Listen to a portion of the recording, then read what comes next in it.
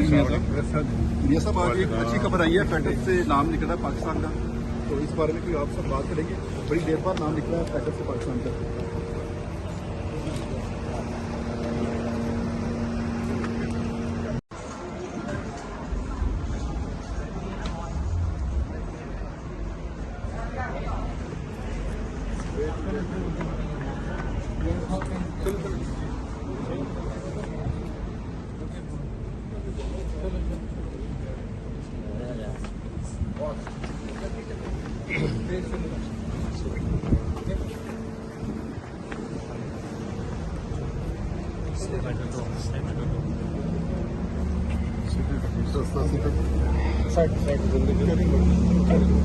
जी मियां साहब आज एक अच्छी खबर आई है, फेडरल से नाम निकला है पाकिस्तान का, तो इस बारे में कोई आपसे बात करेंगे।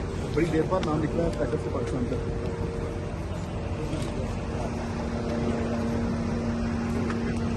YouTube पर गुगली टीवी देखने के लिए youtube.com की सर्च बार में गुगली टीवी टाइप करें। गुगली टीवी के पेज पर सुर्ख रंग के सब्सक्रिप्शन वाले बटन पर क्लिक करना ना भूलिए।